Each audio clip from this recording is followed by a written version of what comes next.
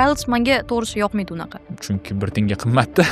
Umuman aytganda tuturqsiz bolalarda o'tiradilar. SAT'chilarning ko'zida olov bor, ular chet elga ketmoqchi. Har doim meni oyim duo qilardilar. Men hech qachon Holy Spiritga duo qilmaganman deyapti. Masalan, bugungi mitingdan keyin men masalan biznesga ham qiziqyapman-da. Uydagi 3-jahon urushi, Unga ham masalan kirishingiz uchun siz 100 million dollar shu o'qishni bitirmasang uyga kelmay qo'yaver deyishgan. Qozog'istonda yiliga 2000 ta talaba shunaqa kirayotgan bo'lsa, bizda hali bu 200 taga ham chiqmaydi-da. Qabul 3 ta bosqichdan iborat. Men o'zim ham masalan Gen-Zman. Hali sen tahorat olib kelyapsanmi jumaga? It's like haram, it's forbidden in Islam. Yani boshqa kurslarni ham masalan qanchadir menda influensim bor-da u kurslarda. Jamiyatga foydasi tegmaydigan soha deb o'ylayman. Sana odamlar nimani ko'rib qolishdan qo'rqasan deyapti-da. Kechqurun ham kofe ichishim mumkin, bir chiroyli uxlayman. Obyektivni men o'ylayman, agarda musulmon bo'lmaganimda точный nihilist bo'lardim. Hammaga assalomu alaykum. Kitobxon kundaligining 8-epizodiga xush kelibsizlar. Bugungi mehmonimiz Ma'rifat Jamol. Ma'rifat, rahmat kelganingiz uchun. Assalomu alaykum hammaga, katta rahmat taklif uchun. Bugungi suhbatimiz o'zbek tilida bo'ladi. Birinchi Telegramdagi voice chatimiz ingliz tilida bo'lgan ekan, esizdami? 2020 necha? 2? 2000da 3-4 yil bo'lib qolibdi уже. U ham yaxshi chiqqan, lekin Ancha katta bo'lganman u paytda. oradan 3-4 yil o'tibdi. Qarang, o'sha paytda 20 mingta podpischigingiz bor edi ekan Instagramda. Va menimcha SAT sohasiga endi kirib kelayotgan paytingiz ekan. Hozir Marstif degan o'quv markaziga asos solgansiz, to'g'rimi? Shu o'quv markazidan boshlasak, ozgina ma'lumot bersangiz. Xo'p, bizda hozirda o'sha gibrid ta'lim, faqatgina SAT bo'yicha hozir, lekin o'sha bundan buyog'iga SAT dan tashqari universitetga topshirish, undan tashqari AP shunga o'xshagan narsalarni qo'shib kengaytirmoqchimiz. Shu etapda turibmiz. Hozirda o'sha gibrid ta'lim, offline va online, ikkalasi bo'yicha ham, sifat bo'yicha ham, atmosfera bo'yicha ham, community bo'yicha ham yaxshilashga harakat qilyapmiz. O'quv markaz g'oyasi sizga qachon va qanaqa qilib kelgan? To'g'risini aytsam, birinchi boshlagan paytimda men o'quv markaz bo'yicha yoki qanaqadir buni offline qanaqadir holatga olib chiqib, qanaqadir risk qilaman deb o'ylamaganman. Menda plan o'zi qanaqa edi? Bitta просто как-то master-klass qilish, o'shandan keyin onlayn gruppa yig'ib turib, onlayn SATni boshlash edi. Ya'ni onlayn просто так Zoom orqali darslar o'tib turib, o'sha payt lekin oyimlar aytardi, hali bu katta bo'lib ketadi, sizlar hali o'zingizlarni joylarni ochasizlar, boshqa qilasizlar deb turib aytishgan. U paytda nom ham yo'q edi, boshqa ham yo'q edi. Biza Marstifni o'zini 2023-yili deyarli ochganmiz, 2023-yil o'rtalarida. O'sha paytlar unaqangi ishonmas edim, lekin sekin-sekin o'zim уже сразу onlayn boshlay olmaganman, chunki baribir trust yig'ish kerak, odamlardan ishonch yig'ish kerak, undan tashqari qanaqadir rezultat ko'rsatishingiz kerak. Biz offline ochganmiz, уже сразу bitta o'quvchi bilan, ikkita o'quvchi bilan, uchta o'quvchi bilan kengayib, уже ikkita guruh olganman, uchta guruh olganman. Keyin sekin-sekin o'zimni shogirdlarimdan chiqarib turib, ularga qanaqadir yordamchi ustoz vazifasini berardim. Keyin ularni o'ziga qanaqadir guruh ochib berardim. O'sha payt juda ham bizda selektiv bo'lgan. Masalan, men imtihonga bittani istoriya qo'ysam, imtihon qilyapman, qabul qilyapman o'zimga o'quvchilar deb turib, 200 ta odam kelardi. Selectivity вообще anaqa edi, juda ham katta edi, chunki 200 ta odamdan biz 30 ta, 40 ta odam olardik xolos. Juda ko'pchilik motivatsiyaga to'lib, men sizda o'qiyman deb kelganlar, просто так imtihondan fail bo'lib ketardi уже. Ularga nima deya olardim? Men mana shuncha oydan keyin keling, qattiqroq o'qib keling, boshqa qiling, обидно bo'lgan shu narsa, chunki bizda faqatgina SATni o'ziga 2 oylik, 3 oylik kurslar bo'lgan o'sha payt. Вот shundan keyin yaxshiroq g'oya o'ylab topib, buni 2 ta qilganmiz birinchi bo'lib, keyin 3 ta уже bosqichdan iborat qilganmiz, shu asosda hozir Marstif yurib keladi. Qabul 3 ta bosqichdan iborat. 3 ta bosqichdan emas, bizda masalan aytaylik, kelayotgan odamlar hammasi ham eng birinchi o'sha SATga tayyor bo'lgan holatda kelmaydi. Shuning uchun ham biz undan oldingi etap qilganmiz. Ya'ni masalan SATgacha bo'lgan etap qilganmiz, pre-SAT, undan tashqari foundation SAT qilganmiz, ya'ni SATga kirish uchun asnova. Masalan, ingliz tili bo'yicha, matematika bazaviy holatdan olib chiqadigan. Imенно shu narsalar bo'yicha biz tayyorlaganmiz. O'sha bo'yicha men o'zim course system yozib chiqaman, plan yozib chiqaman, o'shani bo'yicha o'quvchilar tayyorlaganman, o'qituvchi sifatida. o'rtacha o'quvchi kelsa, deylik IELTSdan 6,5-7 olgan, necha oy o'qiydi shunda? Masalan, IELTSdan agar 6,5-7 olgan o'quvchi bo'lsa, matematikasi ham aytaylik, yaxshi o'quvchi bo'lsa agar, bizada ikkinchi bosqichga tushishi mumkin. O'sha ikkinchi bosqichdan 5 oy taxminan o'qiydi. Lekin agarda matematikasi kuchliroq bo'lib turib, уже сразу 6,5-7 IELTS bo'lsa, уже oxirgi bosqichga kelsa bo'ladi, 2,5-3 oy ichida olsa bo'ladi. 2,5-3 oy ichida. 2,5-3 oy ichida olsa bo'ladi. SATga bo'lgan talab oshib boryaptimi? SATga bo'lgan talab bu yildan juda ham oshib boryapti. Nimaga? Chunki bizada oldinlari faqatgina o'sha Amerikaga ketadiganlar yoki universitetlarga ketadiganlar bo'lsa, hozir уже birinchi navbatda butun dunyoda universitetlarni imkoniyatlarini o'quvchilar уже topishyapti. Masalan, Turkiyada 1200 grant bilan 100%, 1200 SAT bilan 100% grant beradigan universitetlar bor. Yo 1300 SAT bilan yoki Xitoyda masalan o'quvchimiz bor 1290 SATsi bilan 100% grant и plus stipendiya olib ketdi masalanda. Har xil уже davlatlarda olsa bo'ladi bu narsani, faqat Amerika emas. Undan tashqari eng katta yangilik bo'ldi. Bu yilgi qabulni keyingisidan bo'ldi. То есть oktyabr oylaridan taxminan chiqdi. SAT bilan ham уже davlat O'zbekiston o'sha oliy ta'lim muassasalariga grant asosida qabul qilinadi. Ya'ni grant o'rinlari ochiladi ularga. Masalan, agarda sizda SATs bo'lsa, asosiy imtihonni ham topshirasiz, ham уже grantga consider qilinasiz. Grantga consider qilinasiz nima? Grantga hisobga kiritilasiz qanaqadir. U narsani endi prosesslarini hali yana o'zlari tushuntirib berishadi. Chunki bu o'sha qabul jarayonidan mandatlar chiqqandan keyin bo'lgan narsa. Bizlar rosa kutyotgandik o'zi, avgust oyiga yaqin bo'lib qolsa kerak deb turib, chunki o'tgan yili shunaqa gap bor edi.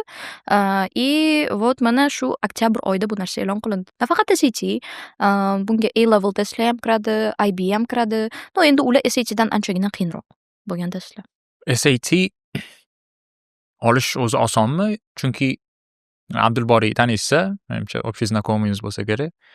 Bir maslahat beruvdim sizlar ishga kirsin deb. Esimda yo'q. Esingizda yo'qmi? O'sha bola aytyapti, agarda matematikani maktab darajasida bilsa, 3-4 oyda 800 dan 800 olsa bo'ladi. Matematikasi shunaqa. Matematikasi ancha oson. Lekin yana bitta narsasi bor. Hozir oxirgi safarlar уже game bo'lib qoldi, realna. Chunki masalan masalan, men o'zim ham imtihonga kiraman.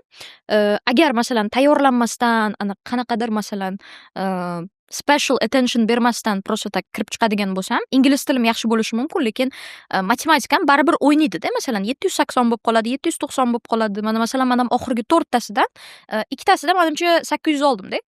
Bu yog'ida уже 780, bittasida даже 750 chiqib ketdi masalan matematikamda. Bu it's like bu narsa sizni matematikangiz pastligidan emas, просто ba'zi joylarda masalan miya o'chib qolishi mumkin yoki ba'zi joylarda masalan oxirgi o'sha imtihon savollarida juda ko'p vaqt oladigan savollar bo'lib qolishi mumkin. Shunaqa. Lekin o'sa bo'ladi.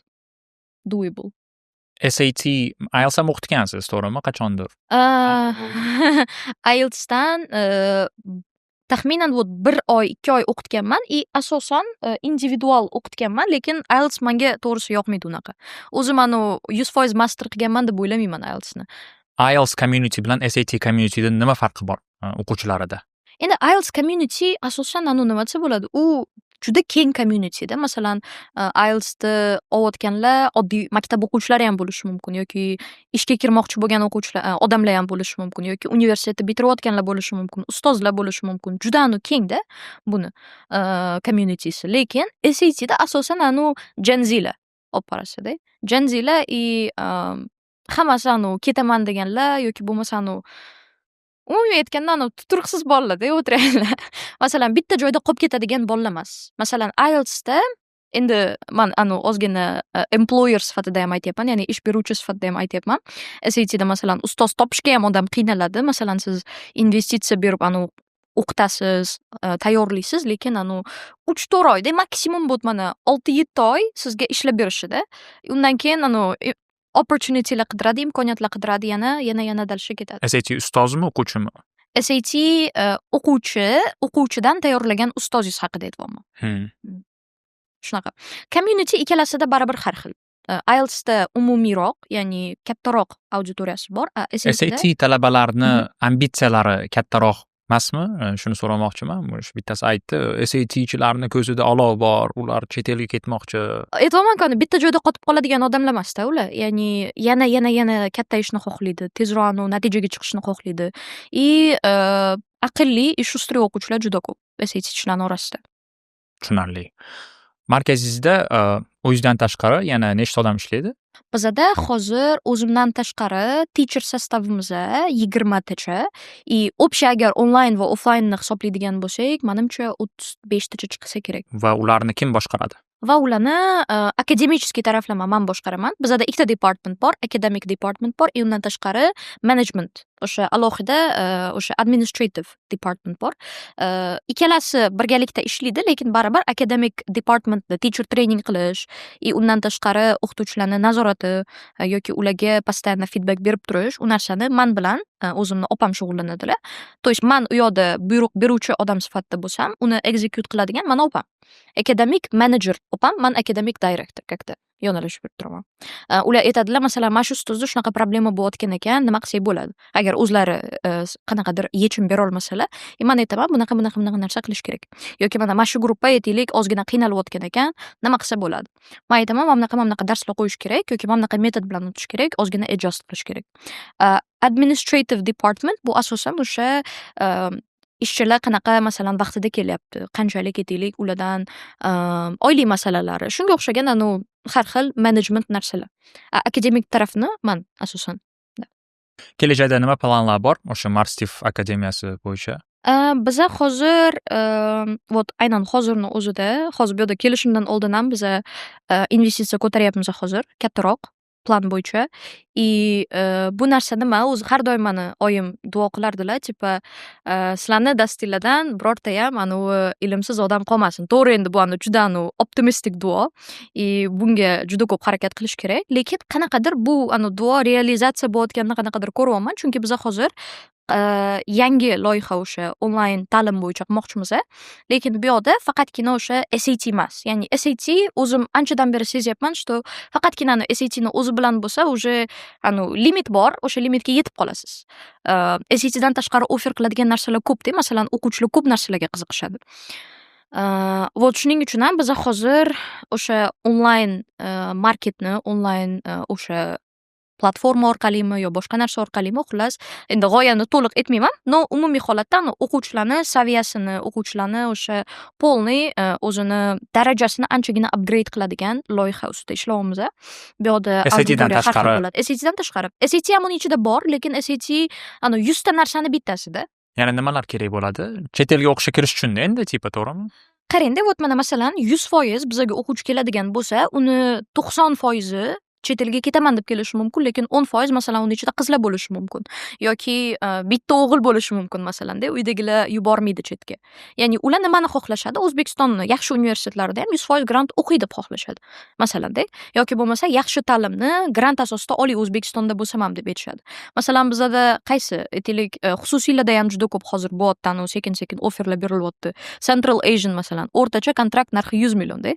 Uni siz SAT bilan 100 million. 100 million. 100 million. Bu o'rtachasi yana. Bitta semestr 80 million atrofida-da. Endi men noto'g'ri aytayotgan bo'lishim mumkin. Fact check qilinglar обязательно veb-saytlardan boshqadan. Lekin realni aytib, masalan, qimmat universitet, lekin o'ylaymanki, bizda o'qiydigan o'quvchilar ko'p yo'da. O'ylaymanki, o'ylaymanki, lekin shunga yarasha offeri ham bor, chunki binolari вообще dahshat. Men o'zim borib ko'rdim, betadan ozgina obzor qilib boshqa qilib, lekin rostdan zo'r. Masalan, ular ham borda, unga ham masalan kirishingiz uchun siz 100 million dollar bormi, sorry. 100 million so'm kontrakt to'lab boshqa qilib kirishingiz shart emas. Prosta bir mentor SAT, 7,5 IELTS olib turib, ozgina endi harakat qilasiz, lekin kirib tekinga o'qiysizda. Shunaqangi o'tinalar ham bor. Bu platforma ham endi bizda hozirgi offerda universitetlarga kirish 900 talik, chunki bu bizda kam narsa. Masalan, Qozog'istonda yiliga 2000 ta talaba shunaqa kirayotgan bo'lsa, bizda hali bu 200 taga ham chiqmaydi-da. top 100talikka universitetlarga kirayotgan o'quvchilar. Sanoqli-da haliyam bu narsa. Shuning uchun ham bizada birinchi offerimiz, birinchi bosqichdagi offer aynan shu narsa bo'ladi. Ya'ni o'quvchilarni top 100talik universitetlarga olib kirish, chunki bizada hali bu narsa yangi. Lekin baribir bu ham ujani normal holatga aylangandan keyin boshqa narsa ham kerak bo'ladi bizaga. Umumiy holatda bizada katta offer, endi oliyroq maqsadimiz o'quvchilarning общий skillni oshirish. O'ylaymanki, agar o'quvchilarni bo'li shustri bo'lib, o'zini talab qila olsa, qanaqadir menga manaqa sifatdagi bilim emas, manaqa sifatdagi bilim kerak deb turib talab qila olsa, menimcha universitetlar ham, davlat ham shunga yarasha adjust qiladi. Maktablar ham, boshqalar ham. Shunaqa. Chunki hozir bizada bitta narsani juda yomon ko'raman. Nimagadir mana man o'zim oldindan ham yoshligimdan ham patriot bo'lganman-da, reально. Patriot degani qanaqa endi? Men masalan ketmayman derdim hech qayerga. Undan tashqari masalan ko'p narsani masalan o'sha mashitda o'zida qolib, mashitni rivojlantiraman, boshqa qilaman. Yoshlikdan bo'ladi-ku, odamda bilasiz. Masalan, ertalabdan soat 7dami, 6dami madhiya berishardi, o'shani bunaqa qilib turib, oyim ham xullas aytardilar, "San reально o'sha shu yerda qolib, shu yerdan qilsang kerak" deb o'ylardilar. Men yomon ko'raman, o'zbeklarning o'zi o'zbek brendlariga ishonmaslik. Masalan, bizning ta'limimizda ham hozir juda ko'pchilik shunaqa fikrda, "San O'zbekistonda masalan oddiy maktabda o'qib turib, yaxshi universitetlarga kira olmaysan. Qanaqadir aytaylik, учебный centrlarsiz yoki qanaqadir yana qo'shimcha investitsiyasiz." Shunaqa narsalar bor. Bu narsani o'zgartirish kerak deb o'ylayman. Masalan, agarda yana boshqacha narsalarni ham hisobga oladigan bo'lsak, faqat ta'lim doirasida emas, sizni aytaylik, agarda qanchadir pulingiz bo'lsa va siz texnika olmoqchi bo'lsangiz, chet ellik brendni olasiz, ya'ni ishonilgan brendlarni olasiz. Masalan, O'zbekistondan O'zbek Artel brendini olishingiz qiyinroq-da. Shunga o'xshagan narsalar ko'p. Mana o'zbeklar O'zbekistonda o'zining narsasiga, O'zbekistonning brendiga unchalik ishonmaydi. Bu narsa like it saddens me. Siz qaysi brendlarga ishonasiz o'zbek? O'zbek tak. Men endi o'zim ko'p unaqa narsa sotib boshqa qilmayman, narsa sotib olmayman. Lekin bizada masalan endi qarang-da, shu joyda mana bunaqa narsa ham bor. Masalan, endi o'zbekchilik deymiz, boshqa deymiz, brendlar ham bunga yarasha juda takoy emas bizada. Lekin shu umumiy holatda kompleks narsa, o'sha narsani o'zi yomon deyapman. Hozir bu yerda brendlar o'zi yaxshi, lekin biz ishonmaymiz degan narsa yo'q bu yoqda. Prosta ikkala taraf ham ishlash kerak demoqchiman. Umumiy yaxshilashimiz kerak deyapman. Shuning uchun ham bu loyihani endi boshladik, ko'ramiz. Nasib. Lekin katta ambition bilan boshladik. Yaxshi narsa bo'ladi. Yaxshi niyat yarim mol deydi-yu. Da. Yaxshi niyat realizatsiya bo'ladi. Lekin qarang, siz oldin menimcha MIT ga kiraman, nima bo'lsa ham kiraman. Endi mana bunaqa narsa-da, mana hozir ham men masalan o'sha bozordagi demaylik, o'zi в общем, Central Asia'dagi yaxshi masalan bizda O'zbekistonda nechta bola Garvardga yo boshqa joylarga kirgan bo'lsa, o'sha freshman bilan kirganda, masalan, freshman bilasizku, menimcha to'g'rimi? Mana bular bilan shug'ullanyapman hozir. Masalan, men ham early topshirdim. Hozir yana ko'p universitetlarga topshiryapman. Prosta bilmayman, уже kattaroq bo'lgan sari fikrlashim qanaqa o'zgaryapti. Bo'lli open mindedroq bo'lyapman. Masalan, aytaylik, u yoqqa hopman, topshiryapman, harakat qilyapman. Lekin ketmasligim bu как-то narsada, ya'ni Xudo xohlagan narsada, Alloh xohlagan narsa. Men maksimalni hozir harakat qilyapman. U universitetga topshirish fikridan hali ham qaytganim yo'q. Men bodo agar kirsam, bu yog'ini to'g'rilayman, u yoqqa ketaman. Agar men bodo kirmasam, xullas nastroy hozir qanaqa bo'lsa 5, bo'lmasa 15 da. Bo'lsa yaxshi, zo'r, ketaman. Lekin agar u ham bo'lmasa, bu yerda kattaroq loyihalar bor. Shunaqa. Qaysi sohaga qiziqyapsiz hozir? Meni o'zimni prямо reально xohlayotgan soham biomedical engineering. Bu ancha keng qamrovli soha. Bu faqatgina meditsina emas yoki faqatgina engineering emas yoki faqatgina masalan biology emas. Buni ichida ham engineering bor, ham medicine bor, ham AI bor. Xullas, men xohlayotgan narsa o'sha nogironligi bor bo'lgan odamlarga yordamchi devicelar yaratish, assistive technologylar. Masalan, qanaqa bo'ladi u? Masalan, qanaqa bo'ladi? Endi oddiy qilib aytganda, masalan, protezlar bor bizda. Yoki bo'lmasa wheelchairlar bor. Uni ham masalan har xil funksiyalari bor. Xullas, shunga o'xshagan narsalar-da, lekin bular aynan men yaratmoqchi bo'lgan narsalar emas. Men yaratmoqchi bo'lgan narsalar bo'li innovativroq. Ya'ni ular как yordamchi device sifatida bo'lmaydi, lekin rostdan ham o'sha missing body part yoki o'sha narsani как-то o'rnini to'ldirib beradi. Qo'shimcha emas-da, o'rnini to'ldirib beradigan. narsa yaratmoqchiman. Endi buni hali man shu holatimga, ya'ni shu mana shunchagina bilimim bilan shu narsani ko'ryapman. Hali yana universitetga borib, bu yerdagi nima qandoq o'rgansam, balki undan boshqacha narsa bo'lar. Hozir men ochiqman, lekin hozirgi paytda qiziqtirgan soha shu narsa. Biomedical engineering. Lekin bu soha bilan hozirgi qilayotgan ishlaringiz menimcha Ikkalasi ikki xil. ikkita dunyoga o'xshayapti. Yo'q, уже nima desa bo'ladi. Bu narsa bo'yicha ham уже boshlaganman. Hozir laboratoriyada internship qilyapman. Lekin laboratoriya ham ozgina boshqacharoq laboratoriya, ya'ni biophysics lab. U yerda men просто tak labni ichini ozgina o'rganib, u yerda o'zi nima narsa bo'ladi. O'sha sohaga ham ozgina kiryapman-da hozir. Birinchidan lab bor, ikkinchidan nogironligi bor bo'lgan odamlar bilan shug'ullanadigan nodavlat, notijorat tashkilot bor. U yerda ambassador sifatida ishlayapman.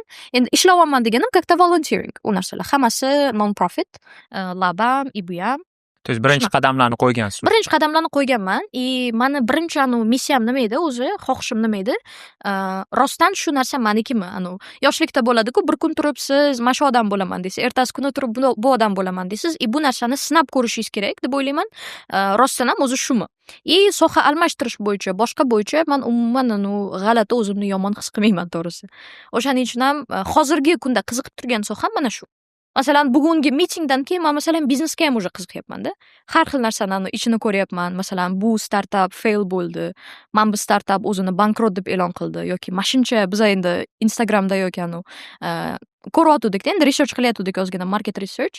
Masalan, Byju'mi, o'shanaqa kompaniyani biza как-то dahshat ekan, mana bizani inspirationimiz deb turib olgan edik. Mana bugungi startup o'sha anaqamizda, discussionimizda aytibdi. Mana masalan, mana shu Byju kompaniyasi o'zini уже bankrot deb e'lon qildi deyapti-da. Biz bu yoqdan qiziqib turgandik-da, endi unaqa deep search qilmaganmiz.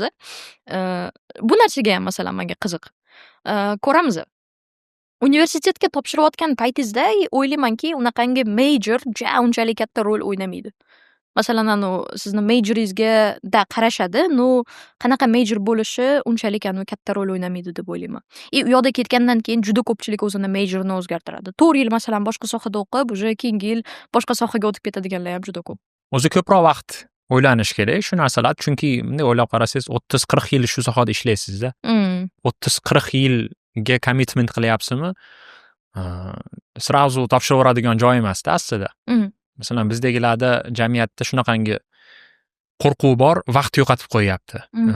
Mana sverstniklarini qarang, уже o'qishni bitirdi, tuda-suda diplomli bo'ldi. O'zim ham 3 marta o'zgartirganman-da sohamni. 3 marta o'sha HR dan applied accounting, keyin oxiri islomshunoslikka settle qilganman. Lekin ungacha uydagi 3-jahon urushi oxiri shu uydagilar ultimatum qo'ygan, Ozodbek, mana shu o'qishda o'qimasang, chunki hozirgi o'qishimdan ham chiqib ketmoqchi bo'lganman-da, qoniqmaganligim uchun. Shu o'qishni bitirmasang uyga kelmay qo'yaver deyishgan. Hozir ham o'qiyapsiz? Endi hozir magistratura o'qiyapman, 2-kursda. O'zim tanlaganman-da baribir. Sohaga o'zim qiziqib. Atak ko'p sohalar, menimcha 90% sohalar bir tiyinga qimmat soha deb o'ylayman. Nimaga? Chunki bir tiyinga qimmatda bir jamiyatga foydasi tegmaydigan sohalarda nima desa bo'lar ekan, masalan, English and foreign literature, ingliz tili va zarubejniy literatura. Jamiyatga to'g'ridan-to'g'ri qanaqadir foydasi tegadi deb o'ylamayman uni.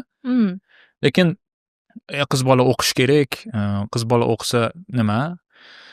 Yarim ummatmi? Shunga o'xshagan gaplar bor-ku, qanaqa siz bilmaysizmi? Ha, bilaman. O'shanga qanaqa fikringiz bor? Yo'q, o'qish kerak, to'g'ri, lekin English and foreign literature emas-u. Mana siz aytgan soha normalniy eshitilyapti menga. Biomedical engineering o'qishsin. Aytadi-yu, qizlarda nimaga o'zi gender pay gap bor, nimaga qizlar kamroq pul topadi? Chunki ular kam pul to'laydigan ishlarni tanlaydi-da. Mana erkak kishi doktor bo'ladi, yurist bo'ladi, injener bo'ladi. Ayol kishi bo'lsa female doctor bo'ladi. Female engineer da. You know what I'm saying?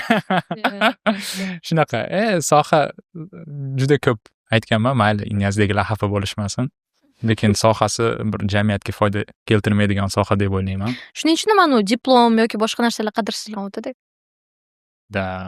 O'zi diplom kerak emas ham deymiz-ku, lekin nimagadir credentialism kuchli-da O'zbekistonda. Ya'ni men o'qiganman, meni o'g'lim o'qigan, meni qizim o'qigan degan tushuncha hali ham bor-da. Endi hozir ko'ryapti qanaqa o'qiyapti odamlar ChatGPT bilan. Oxirgi pokoleniya biz bo'ldik-da. ChatGPT siz diplom ishimizni yozgan. Hozir tasavvur qilib bo'lmaydi. Oldinlari aytishardi-yu, dadam biz 10 kilometr yurganmiz maktabgacha deb. To'g'rimi? Diplom kerakmi, kerak emasmi? Diplom kerak emas menimcha. Masalan, men o'zimdan ham aytaylik учебный центр o'sha akademiya sohasida ishlayapman, boshqa qilyapman. Ota-onalar ham kelib turib, masalan, kamdan kam so'rashadi, masalan, diplomingiz bormi o'zi o'qitishga boshqaga. Men har doim tushuntiraman. Siz любой SAT boshqa joyga boring, ularda hech kimda diplom yo'q deyman. Chunki SATni hozir Gen Z'lar asosan anaqa olishadi, o'sha Gen Z'lar o'qitishadi-da. Men o'zim ham masalan Gen Z'man. Qolgan o'qitayotganlar ham shunaqa. Bu endi Gen Z bo'lish universitetda o'qimagan degan narsa emas, prosta ko'pchiligi masalan SATni olgan o'qitayotganlar hozir yoki universitetga keta olmaganlar, yoki bo'lmasa shu yerda qolib masalan universitetda o'qiyotganlar-da. Bitta o'g'illar. Bitta o'g'illar yoki ruxsat berilmagan qizlar. Menda unaqa emas. Men masalan o'sha payt ham endi yaxshiroq universitetlarga boshqa qilib ketsam bo'lardi, lekin o'sha payt endi ozgina bizada ham oilaviy ham problemalar bo'lgan, undan tashqari ham o'zim ham faqat top 5 talikka shunaqaga topshiraman degan narsa bo'lgan. Shunaqa Westminsterga ham o'qisangiz bo'lardi. 2020da o'qisam bo'lardi. Lekin bilmadim. Balki endi Westminsterda o'qiganimda ham endi vaqtim u yoqqa ketib fokus buzilardi menimcha. Yuqori shunaqa baland plankani qo'yish, standartlar, yuqori standartlar odamga zarar ham yetkazishi mumkinmi? Ha, zarar yetkazishi mumkin. Chunki qancha ko'p standart qo'ysangiz, siz shuncha qolgan variantlarni kamaytirib yuborasiz-da. Narrow down qilib tashlaysiz. Bu, конечно, qiyin. Masalan, любой joyda masalan standartingiz agar baland bo'lsa, o'sha o'zingizga mos odamni topishingiz qiyin. Mana shu eng katta og'riqli tarafi. Shunaqa o'zi bilan veb-sayt ham bor ekanda, shunga kiritsangiz, endi Instagram reellarda chiqib qoladi. Sen qanaqa odam izlayapsan desa, bo'yini aytadi, income'ini aytadi, qolgan narsalarni aytadi-da, keyin foizini chiqarib beradi. Necha foiz odam bu standartlarga aslida to'g'ri keladi. Bilmayman endi qanaqa standartlar bor, masalan, o'qigan desangiz, уже 90% bolalar chiqib ketdi, 90% qizlar chiqib ketdi, o'qigan desangiz. Yana qanaqa standart bor? Masalan, mashinasi bor. Уже yana chiqib ketadi. O'zini biznesi bor. Borgan sari kamayib boraveradi. Universitet, life partner, hamma yo'q. Qancha yuqori standart bo'lsa, shunaqa. Shuncha odam qiynaladi. Yoki o'zingiz o'sha narsaga settle qilishingiz kerak, ko'nib rozi bo'lishingiz kerak, yoki o'zingizni yana ham rivojlantirishingiz kerak, чтобы o'sha levelga o'zingiz ham yaxshiroq yetib borishingiz uchun. Men ikkinchisini tanlayman ko'pincha holatda. Lekin universitet mana masalasida hozir ham o'zim ham ancha o'sganman. Masalan, applicationni ham maksimalni yaxshi qilyapman, lekin bundan tashqari masalan top 10 talik emasda, top 50 talik, top 60 talik bunaqa universitetlarga ham topshiryapman. Shunaqa universitet masalasida. Yaxshi, borib o'qib ko'ringchi, chet elda nima gap ekan? Endi ko'ramiz, chunki bu yoqda nima desa bo'ladi. Bizada universitetga kirish masalasi ham bor, boshqasi ham bor, lekin bizada masalan bundan tashqari ham baribir planlar bor-da. Ya'ni xohlasam universitet end all be all emas-da. Yagona reja emas. Yagona reja emas. Shu narsa yaxshi deb o'ylayman, shu mindset yaxshi deb o'ylayman. Bitta narsaga hold on qilib qolsangiz, o'sha narsa qochadi-ku o'zi. Endi qochadi to'g'ri, ozgina psychological narsa bo'lib ketdi, lekin bilmadim. Prosta yo'lni biza ko'ra olmaydigan jihati ham bo'lishi mumkin-da. Masalan, sizni Alloh qanaqadir yaxshiroq narsaga tayyorlayapti. Masalan, o'sha payt 2021-yil hech narsani boshlamasdan ketsam ham bo'lardi. Ketmadim. Men o'sha shu narsaga hozir masalan yaxshi deb o'ylayman. Shu narsani tanlardim agar yaxshi bo'lgan deb o'ylayman. Agar menga o'sha paytda shu yo'lmi yoki bu yo'lmi deb tanlash ko'rsatilganda, menimcha buni tanlardim. Lekin u paytda bilmaysiz-da baribir ham. Bo't. U paytda bilmaysiz. Nimani gapi bor-ku, Kierkegaard.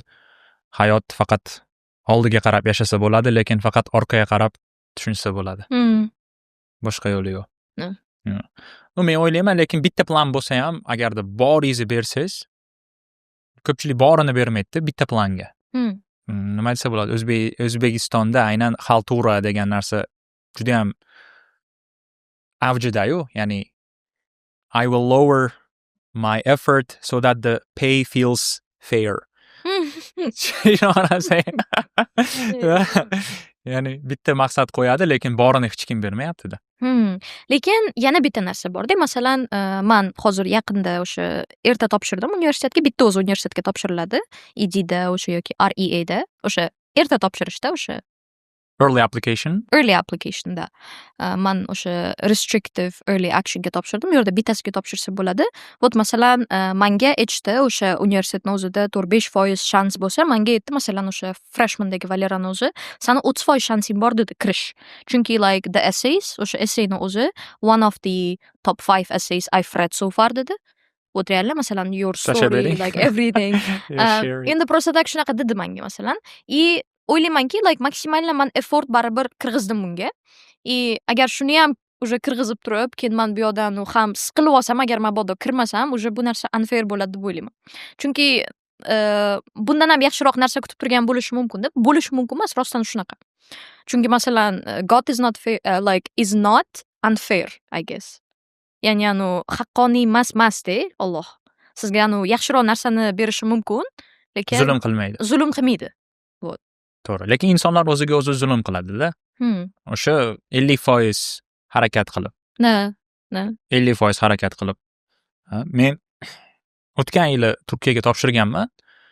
Diyanatlar degan scholarshipga. Suhbat bo'lyapti, turk tilida bo'lyapti-da. Men turk tilini bilmayman. Ikkita serial ko'rganman Netflixda, turk tilida bo'ldi. Orada tarjimon bor. Endi meni shaxsiy fikrim o'sha turk tilini bilmaganligim uchun ham o'sha o'qishga kira olmadim-da hayolimda. Endi agarda 100% effort beradigan bo'lsam, 100% borimni berib harakat qiladigan bo'lsam, kirib ketardim-da. Chunki turk tilini o'rgansam bo'ladi, qiyin talanmasu 2-3 oyda o'rganib qo'ysa bo'lsa kerak. To'g'rimi? To'g'ri. Ya'ni bu yerda nima demoqchi bo'lyapman? Siz boringizni bermayapsizmi? Ya'ni tadfif tarozidan urib qolyapsizmi? Tarozidan urib qolish tushunchasi faqat savdoda emas-da. Masalan, Umar roziyallohu anhu ham Usman roziyallohu anhu namozga kech qolib keladilar. Juma kuni namozga kech qolib kelib, "Nimaga kech qolyapsan?" desa, "Shunaqa ishlar bilan shug'ullanib qolib, tahorat olib kelyapman" deganlarida, "Hali sen tahorat olib kelyapsanmi jumaga-ya?" deb tanbeh berganlar. Ya'ni nimaga jumaga g'usl olmasdan kelyapsan? Sen ham kech qolyapsan, ham tahorat olib kelyapsan jumaga. Bu tadfif deganlar. Ya'ni tarozidan urib qolding. Har narsada 100% tarozini urib qolmasdan haqqoniy berasiz, harakat, yoki tarozidan urib qolasiz. O'rta variant yo'q-da. Yo boringizni beryapsiz, yo tarozidan urib qolyapsiz. Men bu yerdagi holatda, ya'ni Turkiyaga kira olmadim. Bu Xudoni oliy rejasi, ya'ni menga yaxshiroq narsa tayyorlab qo'ygan deyishim 100% справедливый emas-da, chunki o'zim borim bermadim-da. Agarda men o'zim borimni berib, duolar qilib, 100% tayyorgarlik bilan kirib turib yiqilganimda, unda qaddaralloh va ma sha'a fa'al. Allohning aytgani bo'ldi desam, bo'lardi. Lekin o'zim harakat qilmasdan turib, masalan, siz immunitetingizga umuman e'tibor bermayapsiz, xohlaganingiz qilib sport bilan shug'ullanmayapsiz, uyqingiz bir rejim bo'lib yotibdi, kasal bo'lib qoldingiz. Bu Allohning sinovi. O'zingga o'zing zulm qilyapsan-da. Anavi Go all the way degan Bukovskiyni, Bukovskiy o'zi o'nni yo'q odam bo'lgan-u. Lekin titatalari juda ham chiroyli chiqqan. Qarang, sizga o'qib beraman. Endi inglizcha, o'zbek tilida tarjimasi yo'q, o'zbek tili da qiynalamiz gapirgani. Sizga ham aytishadimi o'zbek tilida gapir deb? Boshqa tillarni aralashtirma deb. Lekin hozir ancha yaxshi o'zi. O'rganib qoldim o'zbek tilida 100% gapirishga. Iloji yo'qda, o'zbek tilida yo'qda bu so'zlar. Masalan, unsee degan so'zni qana tarjima qilamiz? Undo, unlearn. Tushunchani o'zi yo'q. So'z mayli. Ruscha so'zlar ham zato уже qani. If you're going to try, go all the way. Otherwise, don't even start. This could mean losing girlfriends, wives, relatives, and maybe even your mind. It could not mean eating for 3 or 4 days. It could mean freezing on a park bench. It could mean jail. It could mean delusion. It could mean mockery, isolation. Isolation is the gift. All the others are a test of your endurance, of how much you really want to do it. And you will do it, despite rejection and the worst odds. And it will be better than anything else you can imagine. If you're going to try, go all the way. There is no other feeling like that. You will be alone with the God, and the nights will flame with fire. You will ride life straight to perfect laughter. It's the only good fight there is. Charles Bukowski.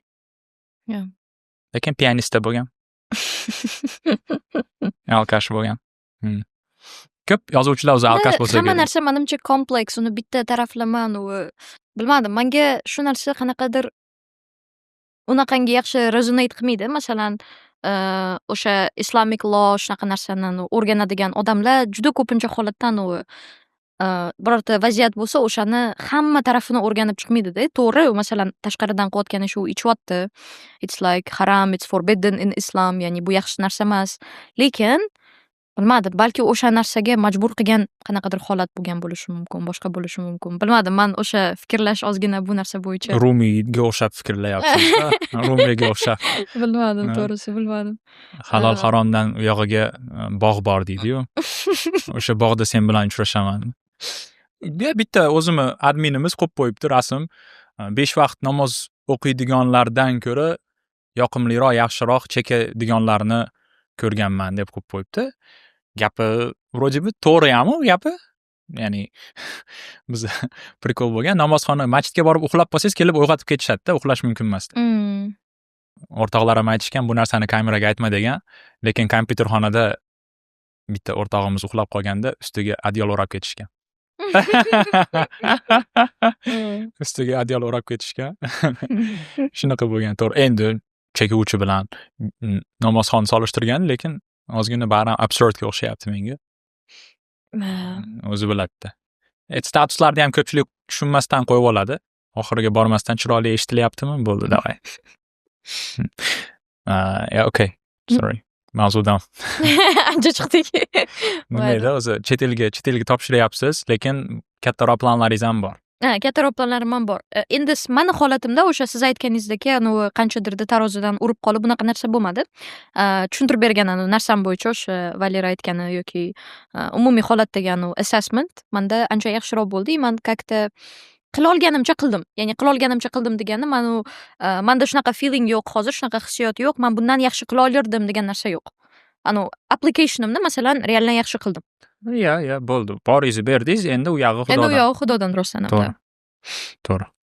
O'xshasa o'xshadi, o'xshamasa xayr. Yeah. IELTS challenge nima bo'ldi? 60 kunlik. IELTS challenge 8,5 bilan yakunladik.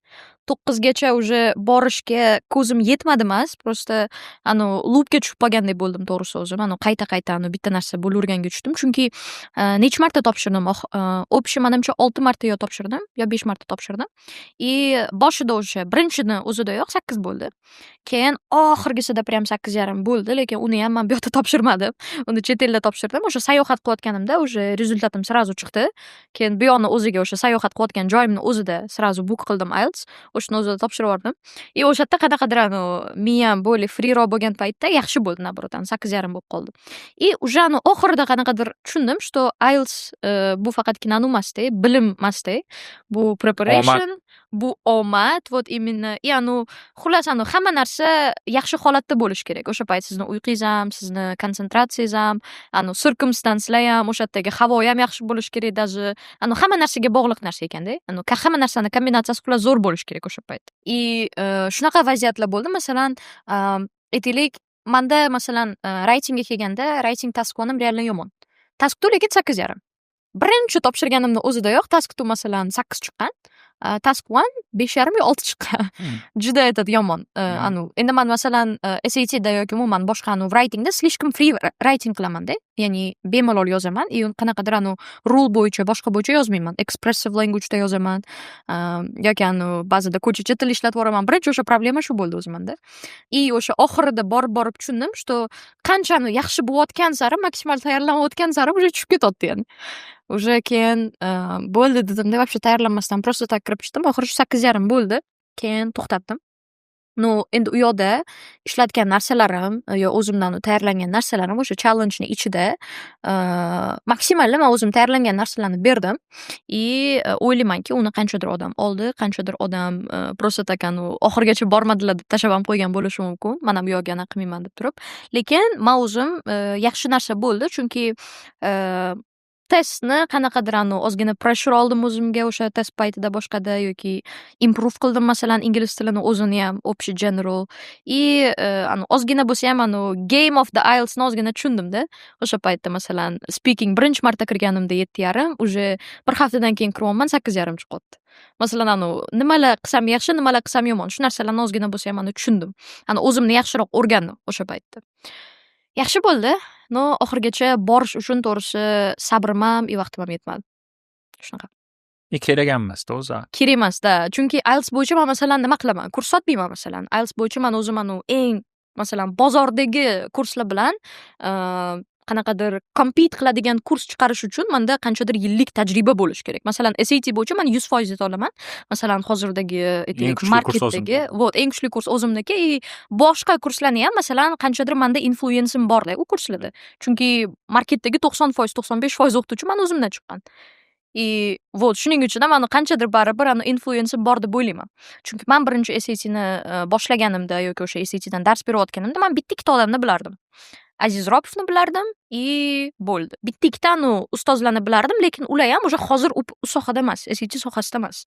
Bitta o'sha qolgandan tanishim o'sha Aziz Ropov masalan. U hali ham bor. O'zi IELTS bilan SAT такой временный karyera shekilliga, такой долгосрочный ish emasda. Shunaqa. Masalan, aytaylik, bizda ham odamlar keladi. Masalan, hozir Marsivda ishlab turgan odamlarni ham bir 85-90% baribir unaqangi долгосрочный emas rostdan. Ya'ni uzoq muddatda qoladigan o'qituvchilar emas. Ko'pchiligi masalan hozir bu yerda aytaylik universitetda shu yerda bo'lgani uchun, bakalavriat o'qiyotgani uchun keyinchalik chet elga ketishi mumkin. Yoki keyinchalik masalan soha almashtirishi mumkin. Yoki aytaylik bu yil universitetga topshiryapti, keyingi yil уже сразу ketishi mumkin. Shunaqa odamlarda masalan hozir Marsivda ham SAT bo'yicha o'zi rostdan shunaqa, bu narsani qabul qilish kerak. IELTSda ham shu. IELTSda ham ko'p holat endi ashaddiy IELTS ustozlari bor. Men o'zimiz IELTS hub degan 50 tacha ustoz bor u yerda. Ashaddiymi hammasi? Hammasi ashaddiy. Men ularga aytdim, bolalar dedim. Normalniy ish topinglar dedim. Faraz qiling, siz yoshingiz 40 da, o'zingizni tanishtiryapsizda, men IELTS ustoziman deyapsiz. Menga umuman yoqmadi bu tanishtiruv. Nimaga? Endi IELTS deganda mana shu bir yoshlar qiladigan part time jobdan, obeddan keyin o'qishdan chiqib dars bersa tushunsa bo'ladi-da. Lekin umumiy olganda IELTS sohasidagi ustozlarni, ularni IQ'si, ularni iqtidorini solishtiradigan bo'lsangiz, menimcha qo'lidan kattaroq narsalar keladi-da. IELTS bilan o'zini chegaralab qo'yapti. To'g'ri. Menga o'sha ustoz bo'lmoqchi bo'lsa ham qanaqadir upgrade qilish mumkin deb o'ylayman. Masalan, IELTS ustozlari SATni o'rgansa bo'ladi. Yoki undan ham masalan yaxshiroq, endi kattaroq GMATni o'rgansa bo'ladi, boshqani o'rgansa bo'ladi. Xullas, expand qilsa bo'ladi. Agar men ustoz bo'lib qolaman desa ham. Endi u yerda lekin talab yo'q-da. Talab bor. Mana masalan SATni boshlagan paytimda talab kam edi realda. Biz o'sha SATni qanaqadir olib chiqdik, kontent yaratdik, boshqa qildik, o'quvchilarga qanaqadir ko'rsatdik. Masalan, hozir kimdir aytaylik GMATni olib chiqib turib, mana GMAT kerak magistraturaga, sen mashincha kontraktni mashinchaga qilsang bo'ladi. To есть GMAT bilan yoki GRE bilan o'shani qanaqadir ozgina viral qilsa, o'ylaymanki ozgina mashhur qilsa, ozgina o'zingiz ya'ni sun'iy ravishda talabni ko'tarmoqchimisiz? Sun'iy ravishda talabni ko'tarmaydi. Bu yerda odamlarda informatsiya yo'q edi. Masalan, o'sha payt SAT haqida odamlarda informatsiya yo'q edi. Juda ko'pchilik masalan Amerikaga ketishni yoki boshqa davlatlarga ketishni qanaqadir katta tankiz bo'lsa ketadi deb o'ylardi. Yoki bo'lmasa qanaqadir bilmadim, geniy odamlar ketadi deb o'ylardi. Ularga qanaqadir bilmadim, kimdir ularga invitation beradi, qanaqadir joylardan o'sha paytdagina ketadi deb o'ylashardi. SATni qanaqadir olib chiqdim. O'sha yerda masalan ketayotgan studentlarni olib chiqdim. O'sha payt ham bor edi ketayotganlar, o'sha yaxshi universitetlarga topshirayotganlar boshqalar, lekin juda ham ko'pchiligi qanaqadir o'zi qidirib, ozgina research qilib, o'shanaqa qilib ketayotgan edi. Bu narsa hech qayerdan yo'q edi. Masalan, boshqa narsalarni ham sun'iy ravishda ko'tarish emas bu yerda. Informatsiyani ko'proq yoyib, Manimcha shunaqa qilib o'zingiz market yaratsangiz bo'ladi deb o'ylayman. Yo'q, lekin baribir bitta testdan ikkinchi testga o'tishni nazarda tutmayapman. Bitta testdan bu yo'q sohada hisobda, ya'ni Teaching demoqchimisiz? Ili qanaqa? yo teaching qilsin, bor established sohalarda teaching qilish kerak-da. Ya'ni oddiy IELTSga tayyorgarlik, IELTSga tayyorlash qancha mahorat kerak-da unga. Mahorat kerak emas u hisobda. Tarixdan dars bersin, masalan, biologiyadan dars bersin, fizika. O'lmaydigan sohalarda o'zi. Lekin u sohalarda talab kam, oyliklar past va haqiqatda yoki prinsipali kuchli, menga jamiyatga foydam tegsa bo'ldi deydigan patriot odam bo'lsa, menimcha keyin o'qitsa kerak. Atak universitetlarda ham oyliklar pastda. Shunaqa-da. Shunaqa. Masalan, men ham hozir laboratoriyaga boraman. Zo'r mutaxassislar bor-da. Masalan, mendan IQ'si ham, konsentratsiya jihatlama ham juda zo'r odamlar bor-da. Endi men o'zim bilan solishtirmayapman bu yoqda. Umumiy masalan aytaylik, boshqa odamlarga nisbatan ancha IQ'si baland yoki o'sha salohiyati baland odamlar bor, lekin ular ham masalan o'sha biologiya yoki kimyo sohasidan universitetlarga boryapti. Men yarim stavka polniy ishlayapman deyapti. Masalan, aytaylik, obeddan kechgacha yoki ertalabdan 5 gacha yoki qanchadir vaqtgacha. Endi bilmayman, yarim stavka qancha, bir stavka qancha unchalik davlat sohalarida. Aytyapti, menga 6 million oylik chiqyapti deyapti. 6 million oylikni masalan bizanikilar menishmayapti-da, Marsifni o'zida masalan menishmayapti-da 6 million oylikni reallar. Support teacherlar endi yaxshiroq qilishi mumkin, lekin ustozlar masalan menishmayapti. Ular tim bo'li bakalavriat olyapti, magistratura olyapti, kerak bo'lsa aspirantura, doktorantura nimalardir qilib tashyapti-da. Lekin o'shancha narsasi bilan 6 million oylikka bu yoqda sarson bo'lib yurishibdi. O'shaning uchun ham menimcha endi mana bunaqa popular narsalarni orqasidan chase qilishyapti. Lekin bu yomon deb ko'rmayman to'g'risi. Da, endi long term narsa uchun, uzoq muddatli narsa uchun balki yaxshi emasdir. Endi kimga qanaqa? Siz balki o'g'il bola bo'lganingiz uchun shunaqa deyotgandirsiz. Yo'q. Prichom тут? Masalan, tasavvur qiling. Masalan, 30 yoshli, o'sha 40 yoshli aytaylik ayol IELTSdan dars beradi. Nima yomon bu yoqda? IELTS sohasi prikolda, o'zi mana 2 oy o'qitadi xolos-da. 2 oy low impact, ya'ni yaratayotgan ta'siri jamiyatga juda ham past. IELTS mana ertaga IELTS o'qitmay qo'ying, men IELTS o'qitmay qo'yaydi. Umuman sohaga hech qanaqa ta'sir qilmaydi-da. Men bormanmi u yerda, yo'qmanmi, hech kimga plus minus yo'q-da IELTS sohani. Juda ham o'zi men ham qo'shilaman, ya'ni IELTS o'qitsa, bitta ayol kishi reel qilib chiqibdi, IELTS 6.5 ham yetadi deb chiqibdi. Gapi to'g'ri, bir tomondan 6.5 ham yetadi, boshqa sohalarda o'rgansa bo'ladi, lekin qaysi sohada odam kelib turib IELTS 7.5-8 bilan minimum preparation, hech qanaqa diplomi yo'q, staji yo'q, $1000 oylik topa oladi. Qaysi sohada bunaqa imkoniyat bor? Hech qaysi sohada menimcha bunaqa imkoniyat yo'q. Yoshlar uchun, ayniqsa talanti yo'q yoshlar uchun. Uni tushunaman. Shunga hamma IELTS'ni ko'tarmoqchi, 7.5 8 qiladi, 8 8.5 qiladi, 8.5 9 ga harakat qiladi. Keyinchalik baribir ham jamiyatga foydasi tegmaydigan soha deb o'ylayman. IELTS ustozi sifatida. IELTSdan dars berayotgan odam sifatida. Normaliroq soha. O'shaning uchun o'tmana o'sha Amerikada ko'pincha buni ko'rganman. Liberal arts education bor-da. Ko'pchilik aytadi, buni juda ko'p aytadi. Masalan, xo'p, sen liberal arts diploming bilan qayerga ishga kirasan deb o'ylaydi, lekin u fundamental skillni o'rgatadi-da. Sizga masalan zo'r writing qilishni, zo'r critical thinking qilishni, zo'r communicationni o'rgatadi, o'zingizni fikrlaringizni zo'r yetkazib berishni o'rgatadi. Bu asnova. Menimcha IELTS olib yo SAT olib bunaqa narsadan ham yaxshi, lekin hammada o'sha bazaviy narsa bo'lish kerak deb o'ylayman. Endi liberal artsga topshiringlar boshqa narsa emas. Prosta o'sha narsani yaratib olsa, menimcha любой sohada flexible bo'lib ketsa kerak. Bu narsa normal deb o'ylayman. Masalan, hozir aytaylik, men o'zimni Marsifdagilarga ham aytaman-da. Sizlar hozir shukur qilinglar, masalan, aytaylik 17-18 yoshsizlar, уже sizlar masalan support teacherlik qilyapsizlar yoki masalan 20 yoshsizlar, sizlar qanaqadir kafeda prosta masalan ofitsiant bo'lib ishlamayapsizlar yoki qanaqadir birorta og'ir mehnat qilmayapsizlar, bu yerda masalan support teacher bo'lib ishlayapsizlar masalan yoki yana qanaqadir narsa qilyapsizlar. Ya'ni bu IELTS sohasi ham, boshqasi ham bu yaxshi boshlanish uchun, lekin aytganingizdek, oxirgacha borishga balki-da endi hammaga har xil. Endi menga ham bu narsa norma emas, endi men hech qachon o'ylamaganman SATda 100% qolaman deb. Bu market baribir o'zgaradi. Men SAT ustoz sifatida Bilishlarini xohlamayman. Da.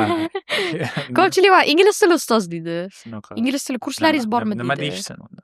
Nima deysiz? Man просто вот mana man yaqinda anaqa qilyotgandimda, shadow work, shadow question shunaqa narsalar qilyotgandimda, aytyapti-da, so'rayapti.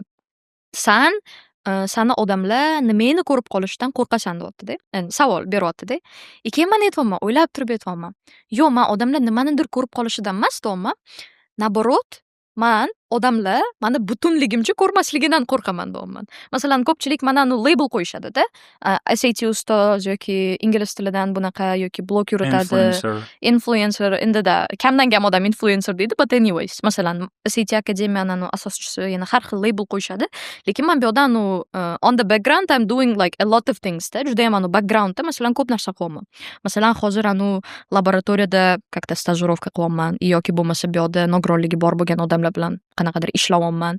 Bu yerda men o'zimdan research paper yozyapman, masalan, o'sha eshitadigan, то есть eshitmaydigan odamlar bo'yicha, deaf and hard of hearing eshitmaydigan odamlar, eshitish bo'yicha nogironligi bor bo'lgan odamlar uchun masalan ko'z oynak yaratib, shunaqa startapni ham qanaqadir boshlab, 41 odamdan masalan intervyu olib, bu narsani ham qilyapman. Bularni men hammasini olib chiqmayman, lekin qanaqa atashini xohlarding deyishsa, mana shu butun narsani ko'rishni xohlardim. Masalan, men yaxshi rasm chizaman yoki bo'lmasa men yana qanaqadir narsalarga qiziqaman. Umumiy holatda qanaqadir label qo'yishmasin. Bu narsani men xohlamayman. Endi kimgadir bu narsa yoqar. Kimdir masalan o'zini biznesi bilan tanilishni xohlaydi, kimdir o'zini muvaffaqiyati bilan tanilishni xohlaydi, lekin bilmadim. Meni holatimda ozgina kompleks.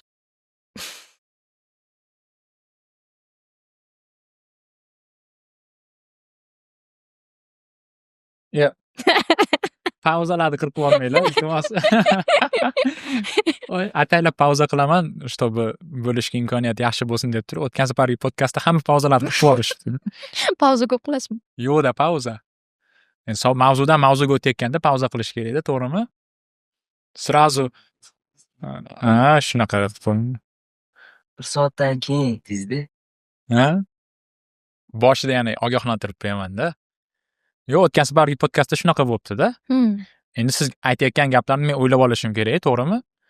Chunki siz nima deyapsiz? Masalan, meni core identity'im SAT ustoz emas deyapsiz-da. Boshqa jihatlarim ham bor. Odamlar meni chegaralab qo'ymasin demoqchi bo'lyapsiz. Endi buni o'ylab ko'rish kerak, keyingi mavzuga o'tsak bo'ladi. Masalan, kofe mavzusiga. To'g'rimi? Men ichayotgan kofengizni qanaqa ichasiz? Americano, shakarsiz americano. Shakarsiz kofe ichadigan odamlar kibrli bo'ladimi? Endi men o'zimdan kelib chiqib qaraydigan bo'lsam, qanaqadir sizga bu narsa boshqacharoq feeling beradi. Shunaqa achchiq kofeni qolganlar icha olmaydi, men icha olaman degan narsa beradi, lekin bu hech qanaqa boshqacha pleasure yoki qanaqadir boshqacha sizga huquq yoki entitlement bermaydi-da. Entitlement bermaydi qanaqadir. Bilmadim. Hamma o'zini personal choice. Islamic Golden Age'dagi eng katta desam noto'g'ri bo'lsa kerak, lekin juda ham muhim faktorlardan bo'lgan islom jamiyati rivojlanib ketishga. Chunki kofe nimadan chiqqan u? Etiopiya? I don't know, o'sha qayerdandir chiqqan. Endi islom yurtlaridan chiqqan, chunki ismi ham o'zi qahva-yu. Yemenliklarning gapi bor, al-qahvatu khamrul mu'min deydi. Kofe bu mo'min kishining sharobi. Nima? Chunki kofe ichsangiz, masalan, kechqurun kechasi bilan ishlab chiqishganda, endi o'qib, menga ta'sir qilmaydi. Sizga ta'sir qilmaydi. Americano ta'sir qilmaydi. Americano ta'sir qilmaydi. Endi men ta'sirini unaqa joy ko'p sezib o'rmaganman. Kechqurun ham kofe ichishim mumkin, bir chiroyli uxlayman. Oldinlar o'zi Starbucksni ham kimdir aytdi YouTube'da. YouTube'da hozir hamma xohlagan gapini aytayapti-yu, qanchalik to'g'ri, qanchalik noto'g'ri bilmayman. Lekin gapida jon bor. Men Amerikani rivojiga ham Starbucks sababchi bo'lgan. To Starbucksda bizdagi choyxonalar bor-ku, yig'ilib odamlar o'tirib ideyalarni mulohaza qilishgan, biznes ideyalarini-da. Keyin o'shandan keyin qanaqadir progress bo'lganda jamiyatda. Bizda o'sha prikol bo'ldi. Siz ham aytdingiz-ku, odamlar faqat odamlar haqida gapiradi deb. Biz uyimizda unaqa emas. To'g'rimi? Aytmadim lekin hali. Yo, Uzwoman podkastida. Uzwoman. Shunaqa dedingiz-ku. Uyda nima haqida gaplashasizlar unda? uyda biza ko'pincha holatda вот mana qarangda bitta tema qaytarib aylanaverishi mumkin. Masalan, rivojlanish, self improvement shunga o'xshagan narsalar tez-tez aylanaverishi mumkin. Qanaqa o'ylash yoki oyim masalan aytaylik 10 ta gapni har bittasidan Allohni qo'shib gapiradi yoki Allohni qo'shib gapiradi qanaqa? Masalan, bizada hadis o'rgatib bunaqa narsa emas. Prosta o'shani har doimgi situatsiyalarga qanaqa qilib qo'shsa bo'ladi. Masalan aytaylik, men bu o'sha universitetim masalasini. Uni ham men 1-2 marta endi oyimga olib chiqdim. Mana shunaqa bo'lyapti, siqilyapman ozgina. Qanaqa men feelingda bo'lishim kerak? Qanaqa hissiyotda bo'lishim kerak? Qanaqa holatda bo'lishim kerak? Uni ham masalan aytyaptilar. Shu paytgacha shunaqa narsa bo'ldi. Sanda universitetga oldindan masalan kirolmagansan o'zing xohlaganiga, lekin shu paytgacha shuncha yaxshi narsa bo'lib ketdi. Agar bunisi ham hozir qanaqadir fail bo'lsa, sen shunchalik harakat qilding, shuncha masalan kerak bo'lsa pul to'lading, shunchani o'zing harakat qilding. Agar bu ham bo'lmasa, demak qanaqadir yaxshi narsa bor. Ya'ni shunga o'xshagan bizada leksiya deydimi endi buni, shunaqa narsalar ko'proq bo'ladi. Hamma o'zini fikrini aytadi, hamma o'zini qanaqadir qarashlarini aytadi, o'sha narsani discuss qilinadi. Uydagilar bilan eng ko'p qo'shilmaydigan mavzungiz qaysi? Ularga qarshi chiqadigan mavzu. Ularga qarshi chiqadigan mavzu, to'g'risini aytsam, mana uydagilar taraflama men ko'p influence bo'laman. Ya'ni ko'p meni ideyalarimni o'zgartirib yuborishadi, chunki men oldin masalan qanaqadir minimalizm yoki bo'lmasa alohida bo'lish, takoy bo'ladi-ku, o'zingizni independent yurishingiz, shunaqa narsaga ko'proq ketib qolyaptim-da. Men o'zimning xarakterimda shunaqa narsa bor. Qanaqa? Ya'ni oldindan masalan, Lavi? Ostracism? Asceticism, to'g'ri aytyapman bilmayman. Escapism? Asceticism. Okay, I don't know. Anyways. Yeah, masalan aytaylik, o'sha yoshligimdan ham men ko'pincha masalan yoz bo'lsa, yozda men uyda qolib, uydagilar bilan vaqt o'tkazishmasdan, nabrot buvimnikiga ketardim. Nimaga buvimnikiga ketardim o'sha Andijonga? Chunki u yerda menda free will bor edi. O'zimni xohlagan paytim o'ynardim, xohlasam Qur'on o'rgangani chiqardim qo'shnimiznikiga. O'zim xohlagan ishlarni qila olardim. O'sha paytda masalan men polni yoshligimni o'sha Andijonda o'tkazganman, yoz paytlarini. Shu narsa menda bor edi. O'sha narsamdan ozgina qilib turishadi, uydagilar to'g'rilab turishadi. Hali ham unaqangi 100% hali egri qilib yormadim to'g'risi. Masalan, bitta bo'lish, birdamlik, undan tashqari, faqat alohida bo'lmasin, minimalizm temalarini hammasini sekin-sekin qarshi chiqishyapti uydagilar. Endi qarshi chiqishgan oldindan o'sha narsalar endi sekin-sekin to'g'irlanyapti. Menimcha to'g'irlangani yaxshi. Shunaqa temalar. Eng ko'p bergan sovg'angiz boshqalarga? Sovg'am?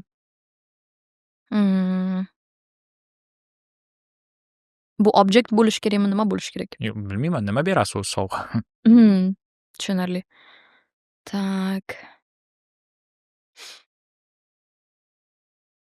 Menda shunaqa narsa bor, masalan, bilmadim bu qanchalik yaxshi. Masalan aytaylik, mana shu hozir qanaqadir o'zimni aytimim bor, mana shuni o'zim yoqtirib turibman. Kimdir so'rasa, "Voy, mana shu narsa zo'r ekan, menga bersa, men shuni berib yuboraman" real. Nimaga bilmayman bu narsani, lekin shu narsam bor. Lekin aynan birorta objekt yoki birorta narsalardan постоянно bir xil beradigan narsam yo'q. Lekin yana shu jihatim bor. Qachonki nimanidir masalan aytaylik, o'qitishga kerak bo'ladimi, o'qitishim kerakmi yoki kimgadir nimanidir o'rgatishim kerakmi, nimadir advice berishim kerakmi, filtrsiz, qanaqadir o'zimga olib qo'yishsiz, boshqa narsasiz beraman shu narsani. Bu ko'pincha holatda minusga ishlagan menga shu paytgacha.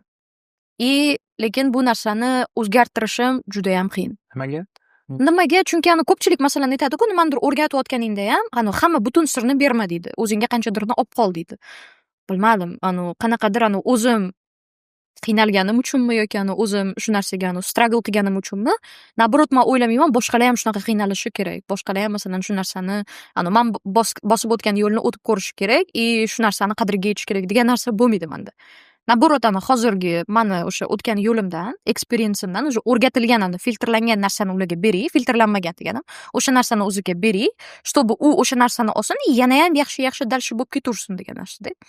Masalan aytaylik, SAT akademiyasiga ham kimdir keladi, aytadi, "Men mana shu universitetlarga topshirmoqchiman" deydi, yoki masalan aytaylik, O'zbekistondagi bunga topshirmoqchiman, unga topshirmoqchiman deydi.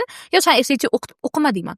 Masalan, lutchi mana Mambitga bor yoki biyoga bor, bu narsani o'rgan, keyin bunaqa qil deyman. Masalan, tayyor klient, uni ham ozgina gapirib tursam, любой gapirsam ishonadi, masalan. любой narsa aytsam ishonadi. Lekin shunda ham bilmadim. Mana shu narsa menimcha ko'p beradigan narsam, ya'ni filtrsiz filtrsiz nimanidir berish, filtrsiz o'sha o'zimni tajribam bilan bo'lishish, lekin o'sha ko'p pand beradigan narsa. Oxirida yana bilmayman deb qo'yish kerak edi, mabodo hayoti buzilib ketsa-da. I always finish my advice with I don't know though, in case it completely shatters their life. Sizga nima sovg'a berishadi eng ko'pi? Manga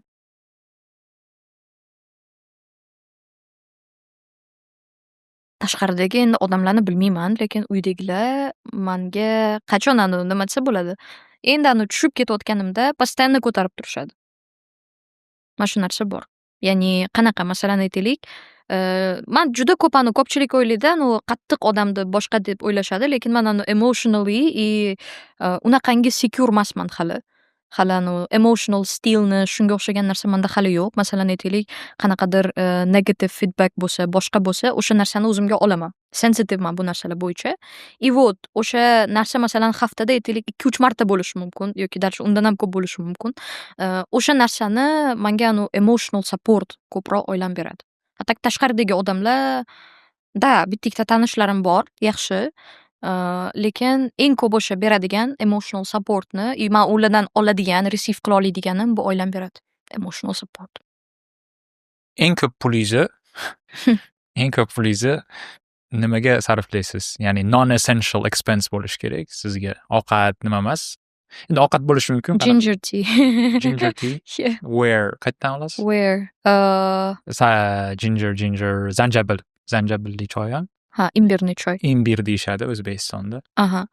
Ko'pincha uyda tayyorlayman, lekin uyda tayyorlaganim vроде bir xil chiqadi. Lekin mana bunaqa kap bilan ichish, bilmadim, ko'chada yurish menga yoqadi ko'proq. Hozir Global Coffee dan olaman. Lekin oxirgi payt уже jahlim chiqib qoldi. Global Coffee dan. Why? Bilmadim. Yaxshi muomala qilishmadi. Eng zo'r imbirni choy Bounty Coffee'da. Eski o'quv markazingiz bor-ku, Abay ko'chasida, bilasizmi? Abdulla Qodiriy ko'chasida. Borganman Bounty'ga. Borgansiz? O'sha yerdagi imbirni choysi облепихой. Lekin любой joyda masalan imbir choy zakaz qilsam o'zgartiraman uni. Limonini ko'proq soling, shakar o'rniga asal soling, yana nimadir qiling. Chunki bilmadim, mana Globalda, o'sha Global Coffee'da o'zim уже o'zgartirgan, ular постоянно biladigan versiyani tayyorlaydi. O'shaning uchun menga yoqadi o'shadan. Boshqa joyda olmayman. Shunaqa. Instagramdagi bitta videozni ko'rdim, kun tartibim degan. O'zi izohlarni o'qib turasizmi yo'qmi? Menimcha ba'zi javob ham berib tursiz kerak.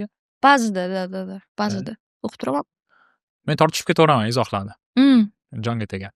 O'zimga ham yoqadi ham, jonga ham tegadi-da haligi. To'poy qanaqadir izoh yozishsa, shunga javob bergim keladi-da. O'shani ham yo'qotish kerak. Kun tartibingiz. O'sha videodaqami? Yo'q. Qarang-da, вот manda yil bo'yicha kun tartib 10 xil ham o'zgarib ketishi mumkin-da. Masalan, aytaylik, o'sha payt menda individual o'quvchilar ham bor edi. Ertalab o'tardim, kelganimdan keyin kechqurun o'tardim. U faza уже tugadi.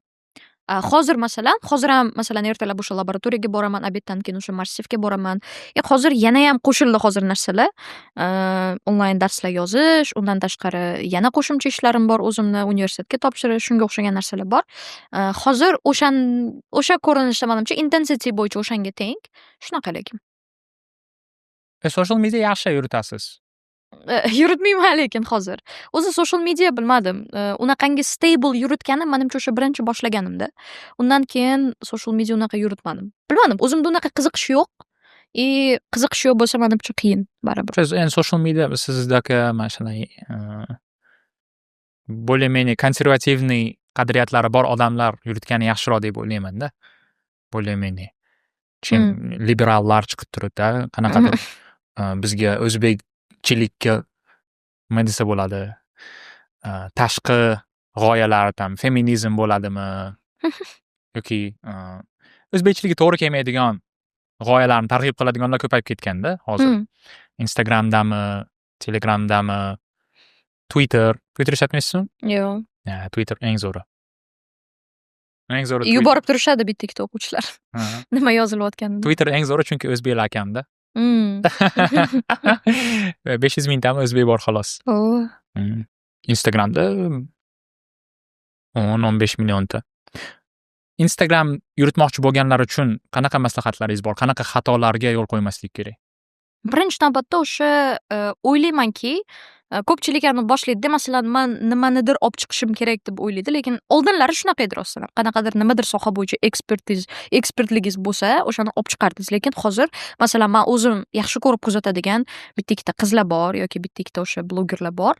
Ular qanaqadir mutaxassislik taraflama yuritishmaydi, shunchaki o'zini to'g'ri aytaylik o'sha olgan darslarini yoki o'zini tajribalarini qanaqadir bo'lishib chiqishadi. Kimlarni kuzatasiz?